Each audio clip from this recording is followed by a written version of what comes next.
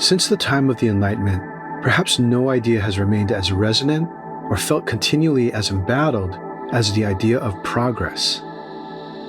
Through natural catastrophe and human-made atrocity, we have been called time and again to harness our energies toward action that will improve our lives individually and collectively. And time and again, we have despaired over our inability to progress. We have asked whether there is something in human nature that actually prevents us from truly moving forward. For some, progress is not determined by humans, but through appeals to God or to higher forces. And for others, a faith in progress through human action, whether it be through politics or through culture, is just naive. Progress has a lot of disbelievers. In this episode, we ask artist Thomas J. Price and author Steven Pinker how we might think about progress now. Is progress available to all? Or is it zero-sum? Must one group's progress come at another's expense? Who is allowed to progress and to represent progress, and who's not? And how do we even begin to measure progress? Is it just a goal that keeps on moving? Welcome to Edge of Reason.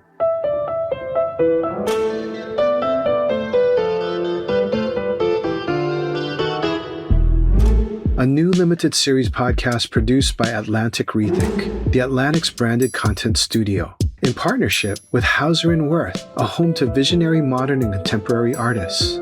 Each week, we transcend the boundaries of time and thought, channeling the spirit of the Enlightenment to delve into the obsessions that underpin the work of some of today's leading artists.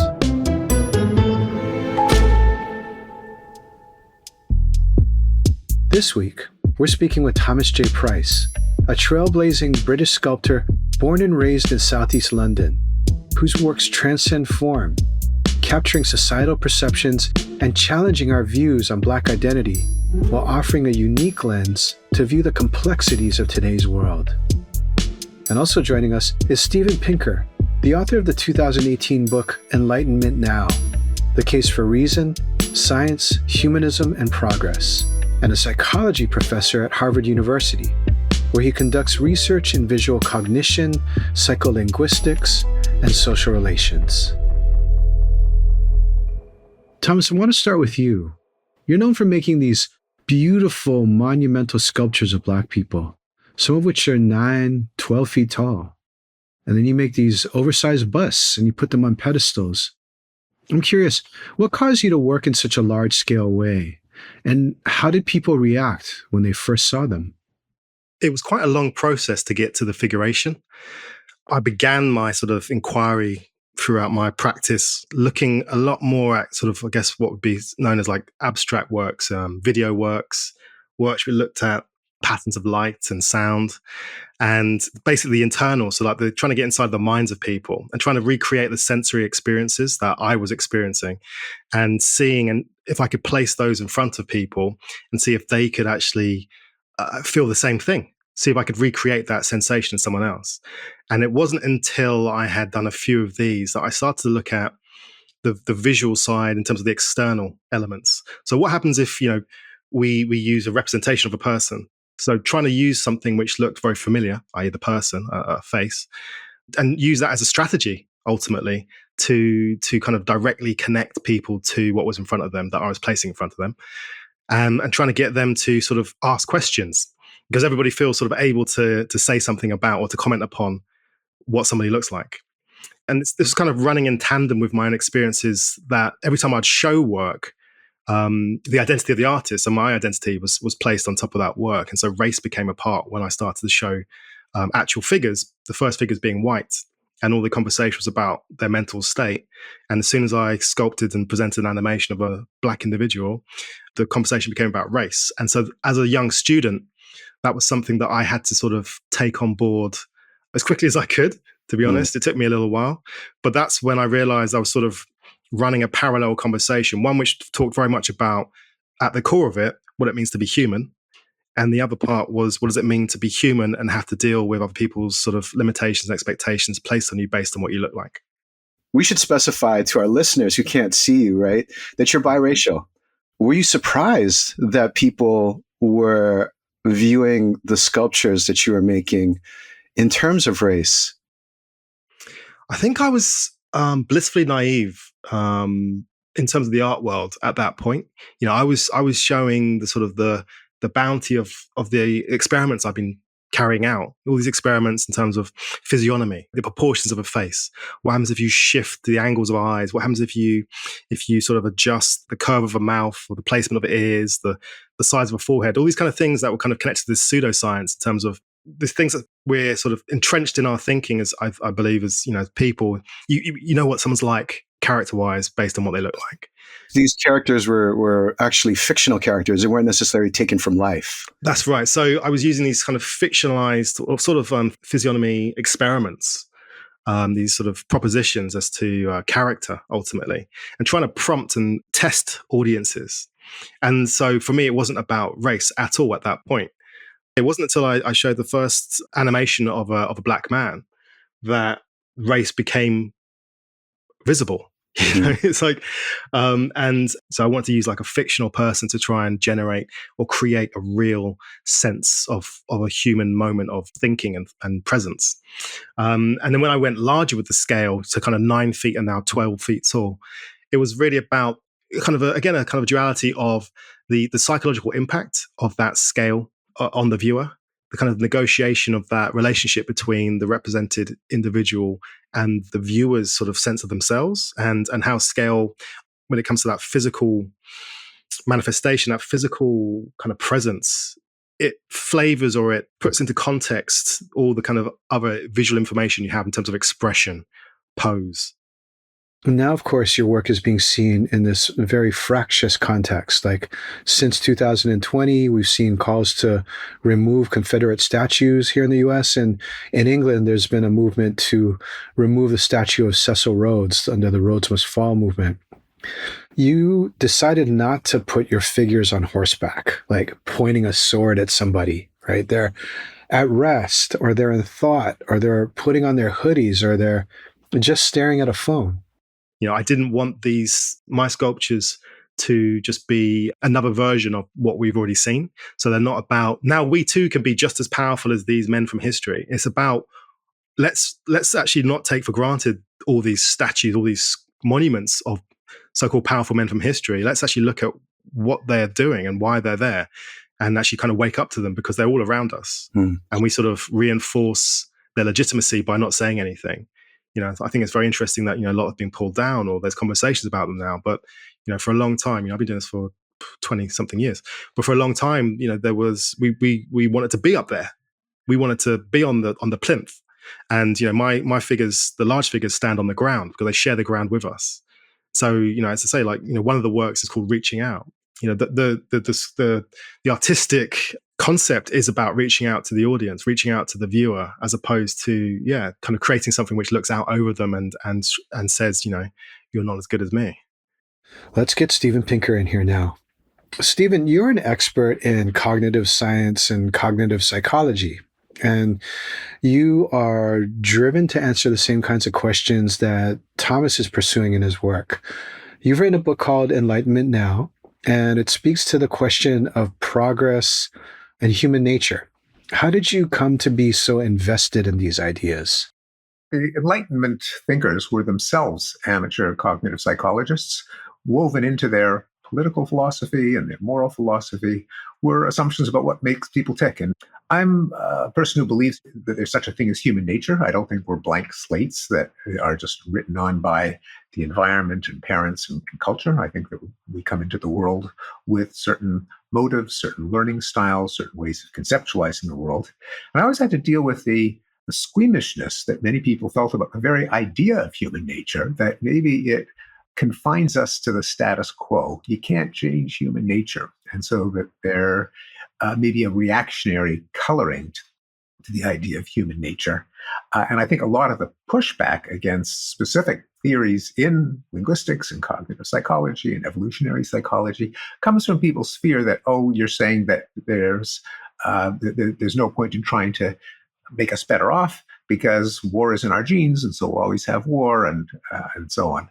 So I have pushed back against that pushback, first of all, by saying that human nature is a complex system. There's a lot going on inside the skull. And yeah, I think we do have some rather ugly motives, but we also have better angels, as Abraham Lincoln put it, better angels of our nature. We also have a capacity for empathy. We have a capacity for self-control, delayed gratification. We have a capacity for reason, cognitive processes that allow us to try to solve problems. And so, yeah, we've got human nature as the problem. Human nature is also the solution, because we have these faculties of reason and empathy and self-control that can, if the culture promotes them, can push back against our inner demons and all the forces of nature that are trying to grind us down. Now, that's a theory. That's a reason why progress could happen, why a progressive agenda and a belief in human nature are perfectly harmonious. But the question is, can it work? Has it happened? And so that, in order to flesh out the idea, I have to say, not only is there scope in human nature for progress, but it's actually taken place. And indeed, in just about every measure of human well-being, there has been progress since the Enlightenment. We live more than twice as long. A majority of people are literate. It used to be a luxury of an elite. We're less likely to get killed or injured in street crime. We have concepts that would have been almost inconceivable a couple of centuries ago, like universal human rights for all races, for both sexes, for all religions. Fewer of us starve to death. Fewer women die in childbirth. More children survive childhood. So no matter how you look at it, we really are better off than we were 300 years ago. How come? It's certainly not the case that the universe is trying to make us better off. Quite the contrary. The forces of nature are trying to crush us. And given an unforgiving universe, how did we manage to double our lifespan? Well, it's because we applied ingenuity to the goal of improving lifespan. We invented antibiotics and sanitation and synthetic fertilizers so we could grow more food, and many other innovations that have given us the gift of extra life and extra prosperity and extra safety. That's, I suggest, a gift of the Enlightenment. Thomas, we've heard Stephen discuss his idea of progress. How would you define progress? Ooh. I think progress for me is more of a feeling than anything. I think it's kind of an everyday experience. So, because if you zoom out from numbers, it depends on like the sample group or where these statistics are being taken from. I've sometimes referred to myself as a humanist artist. Progress for me is it's more of a personal thing, and it's based on, I guess, the experiences that I have, the stories I hear from people, and the things that I see. It's a difficult one though, because I think you need a reference point. And I think our memories sort of shift. As soon as progress is made, there's a new baseline perhaps that we then reference against. So it might feel like progress is never quite being made because we get used to the higher standard that we are at, or that we got to. One element of my practice is the element of race within that. And I've always thought that when that's not actually talked about, when that's not even a feature, when that's not an element with which it's commented upon, then I'll be able to see that progress has really been made, because then we will be looking at each other as human beings. But I'm pretty confident within my lifetime that won't be the case.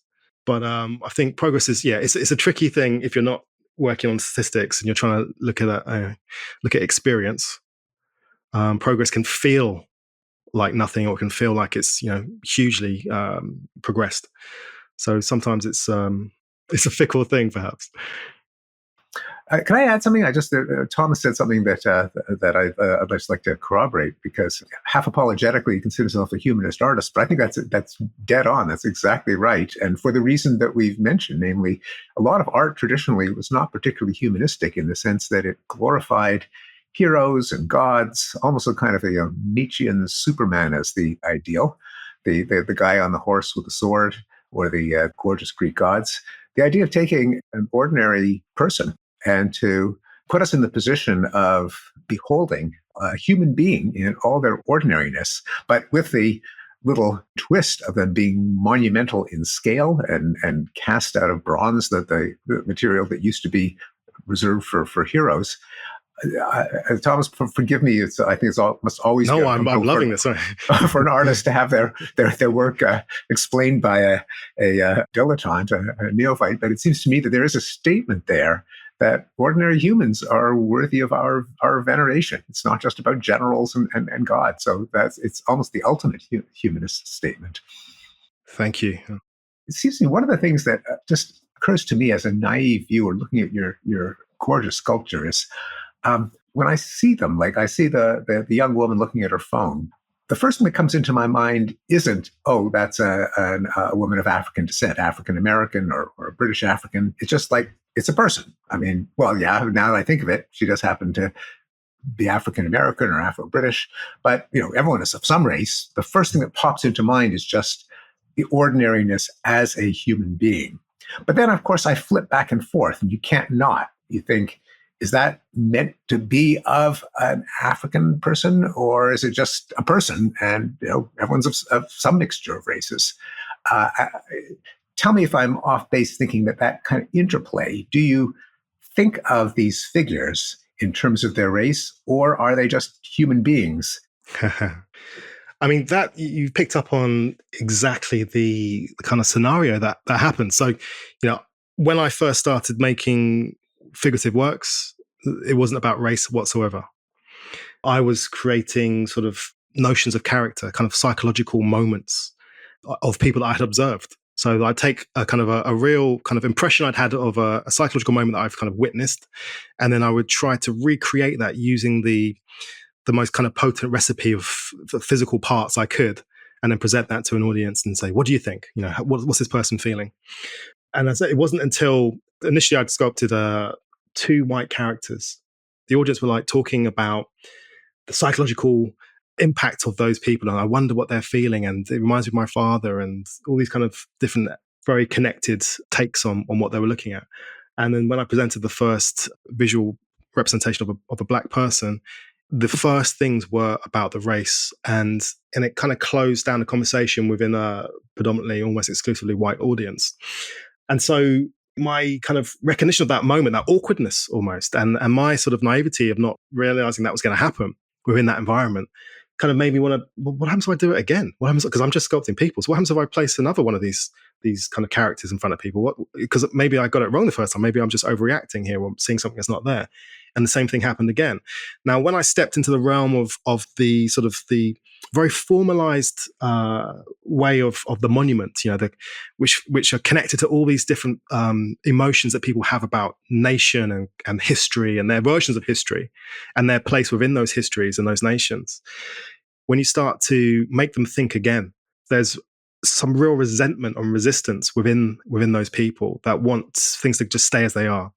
And you have other people who suddenly see the opportunities to actually be visible and be part of society in a way that they didn't even know they weren't part of. Like I didn't, until I'd seen young black children interacting with some of my sculptures when I was installing them, I didn't realize the significance for other people outside of myself in terms of seeing those types of characters. So race was a big part of those children's experiences of those works. But in terms of my reasoning on my strategy initially, anyway, for presenting these, particularly the kind of the sculptures about statues, it was about questioning the kind of the formal elements. So the idea of this, the singular historical individual whose story we're going to tell again and again and again as if it's fact and aggrandize, and we're going to dress them in a certain way, and we're going to place them high up on a plinth. And and people were going to congratulate them for their service and their history, and we're going to look up to them and tell their story forevermore.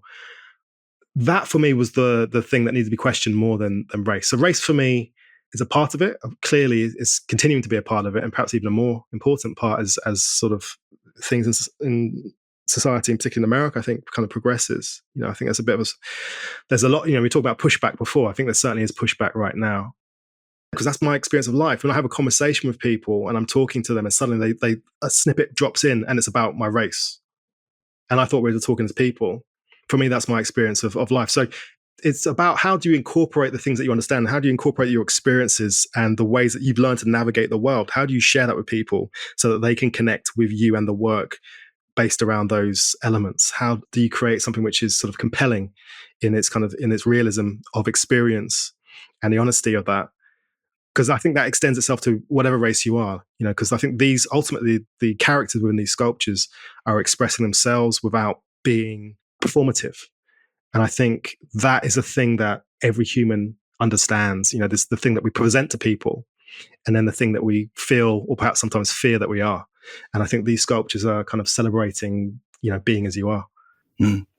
Thomas, one of the things that you have done over the last couple of years is you've installed statues, monuments to the Windrush generation. The Windrush generation being, of course, that generation of Black immigrants from the Caribbean to the UK. People are talking now about taking down this statue still of Cecil Rhodes. How do you want people to be able to see your statues in 100 years? Or do you want people to be able to see your statues in 100 years? This idea of permanence is an interesting one when it comes to statues and monuments. And I always try and say, the works I make are sculptures about statues, and I try and create this sort of difference in definition, because mine are questioning the things that statues and monuments have been used to do. And, I reinforce these kind of official narratives. For me, it was incredibly important that the Windrush sculptures that I made were not exotic, and I wanted them to be people, so that we could be seen. My father's Jamaican, so I'm connected to the Windrush and to that that immigration that happened in 1948 through my grandmother. So for me, it was very important that these people connected to, there's an older woman represented and a younger man. So it's kind of talking about the generational element as well. And they're standing next to one another, not necessarily connected. They're not necessarily like relatives or together, but they are standing in the same place. So you get to see them and get to experience this idea of a history, perhaps in the older character, and a future in terms of the younger character, perhaps. And so in 100 years, I would love an audience to perhaps have a totally different understanding of who they are. Perhaps we've made so much progress, but perhaps there's been so much change and positive progress. We'd be talking about what famous individual they might actually be, because people always assume that these figures are representations of someone famous, because that's pretty much the only way you become a monument, is by doing something better than any of us, normal people. So, if our understandings of what people can look like who achieve amazing things has expanded to, effortlessly include those two individuals, and people can have some sort of discussion about who they might be. I'm sure I wouldn't roll over in my grave in 100 years' time. If I can throw out another thing that occurs to me, much of the history of the art in the 20th century has been a renunciation of beauty. Beauty is almost considered kind of kitsch among a lot of artists. Now, in Thomas's work, these are human beings. I mean, they're absolutely realistic, and I dare say they're beautiful, quite beautiful, but in an interesting way. In that these aren't fashion model figures. They're fully clothed, and which is a good thing. Unlike a lot of the classical depictions of beauty, where you had perfect naked bodies, but there is something, I dare say, quite beautiful about them, and I'm wondering if that was, I don't know if that's considered retrograde in the art world. I hope I'm not embarrassing you, Thomas, by calling them beautiful. Not at all. They're ordinary people, but the effect is, I think, quite entrancing. Thank you. And that's a really good observation, because strangely, when I first started to sculpt the figure, and that was back in 2002, I think, it was definitely not in vogue. It was the questions from, I think, my tutors were like, why would you do this? The expectation was, and also because I'd come from a different sort of type of work, and suddenly there I was trying to learn how to sculpt, a head or a full figure eventually. And it's because I saw the power in that figure and the way it connected to people, and perhaps in that kind of the power that the icon has. I wanted to tap into that, but using like the type of figure that I do now, not just about the race, but in terms of, the kind of the physicality. So they're not this sort of Greek perfect aesthetic. They're not even the kind of a Roman take on a Greek aesthetic, or a kind of athlete. There were ways to include people and yet not fall victim to the same trappings or the same desires to be seen in a very particular way, to be seen at your best. If only I can just perfect my physique, then I'll be valued. It was about trying to make a very strong point that you as you are should be, and somewhere out there you are valued and you are seen. And for me, that was a really powerful kind of conversation to have with myself, in terms of resisting my own urge to kind of sculpt these forms and to see the beauty and the kind of the significance in a potbelly, in a slouch, and that in the face of everything else that we're being bombarded with in terms of imagery of what we're supposed to be. Everything's telling us that we're not good enough, so that we buy more effectively, or so that we go down some sort of coerced route of behavior. What about if we did feel good about ourselves? Because I think when people feel good about themselves, they tend to open up more towards other people. And they tend to be less scared about their truth being exposed and their vulnerabilities being taken advantage of. And they tend to be able to extend themselves to others. I know I certainly feel like that. When I feel good about myself, I feel way more able to be kind to someone else. I feel way more willing to listen to the full version of someone's story, to perhaps say, yeah, maybe I was wrong, So if in my own kind of experience, I'm like, that's those small elements of behavior can be changed by just sort of accepting yourself, then if you try to expand that and push it out into the world, I mean, I'm one artist, but like other people can do it as well. We can do it in everything that's happening. So I think, it was a strategy from the beginning is what I'm trying to say, Stephen. And I appreciate that you've seen it. Thomas, one last question here for you. And this speaks to the strategy question. So strategy for what? How does your art, you think, speak to this notion of progress and about the discourse around who gets to participate and be a part of progress? That is such a good question. It's a very difficult question to answer concisely, I think. Progress for what? It comes back to my kind of slightly mobile definition of what progress is. For me, it's a multitude of things, progress. So in terms of my direct experience, the people I talk to, the things I see, that would be one measure for me of progress. Like I said to you before, when people look at, from 100 years from now, when people look at the works, if race is the first thing that they mention, then that part of progress hasn't been made. But if they're willing to accept, the postures of those individuals, the non-heroic posture as acceptable, then that's some progress. It's a kind of progress. I think we get into like definitions of types of progress, perhaps. Ultimately, what am I trying to do? As an artist, it's a big question to ask yourself, because you can tie yourself up in knots.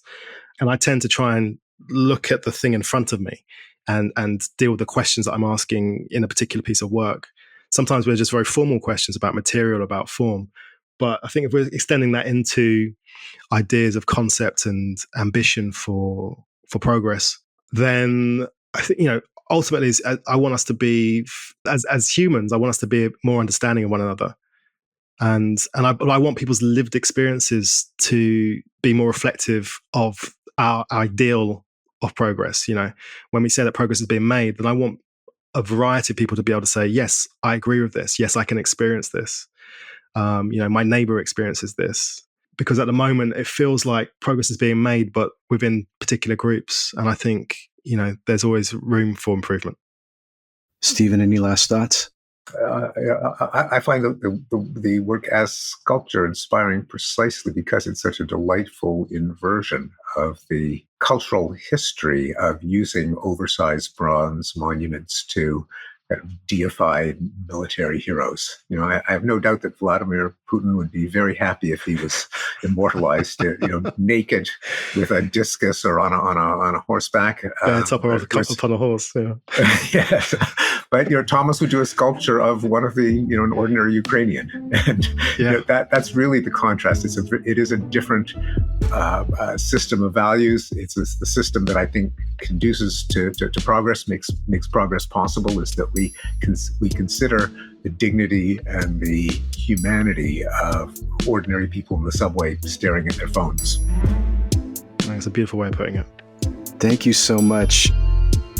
I'm Jeff Chang, and you've been on a journey to Edge of Reason. Join us next week when we speak with Swiss visual artist Pipilani Rist and Museum of Contemporary Art curator Anna Katz to explore how ideas around inquiry shape the passion and purpose of their work. If you've enjoyed what you just heard, like and review on Apple Podcast and help spread the word about our series to other listeners like you.